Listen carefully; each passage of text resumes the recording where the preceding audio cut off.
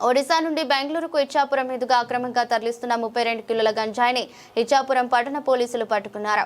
గంజాయిని తరలిస్తున్న వారిలో 4 మహిళలు, 1 పురుషుడు ఉన్నారు. ఇచ్చాపురం రైల్వే స్టేషన్ ఆవరణలో చేసిన తనిఖీలలో వీరు 5 పట్టుబడ్డారు. వారి నుండి గంజాయి సెల్ ఫోన్లు స్వాధీనం చేసుకుని కేసు నమోదు చేసి రిమాండ్కు తరలించినట్లుగా సిఐ చిన్నమనాయుడు తెలిపారు. ఈ దినం అనగా 5/3/2026 ఉదయం ఇచ్చాపురం టౌన్ ఎస్ఐ గారు తన సిబ్బందితో కలిసి ఇచ్చాపురం రైల్వే స్టేషన్ దగ్గర తనిఖీలు నిర్వహిస్తుండగా ఒక 5 వ్యక్తులను పట్టుకోవడం జరిగింది.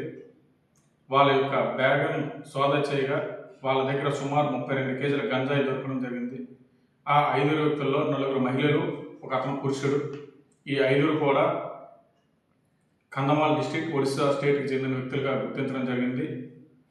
ఈ 5లో సస్మితా బెహ్రా, సితయ్య దల్చత్ర, ప్రతిమ బెహ్రా, దులాయ్ బాయ్ ఈ 4 కూడా స్త్రీలు.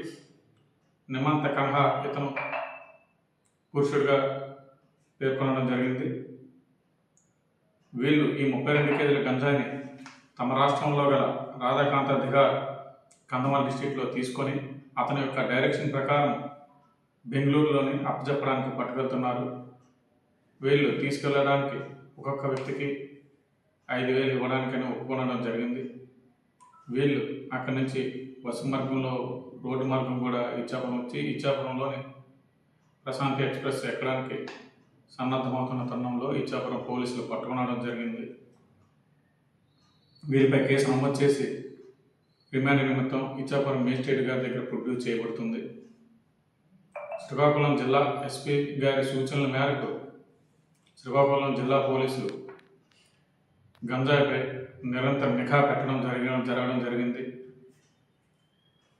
ఎవరైనా గంజాయి సేవించినా, గంజాయి అమ్మినా, గంజాయితో ఎటువంటి సంబంధం కలిగి ఉన్నా వాళ్ళపై కఠినమైన చర్యలు తీసుకొనబడతాయి. ముఖ్యంగా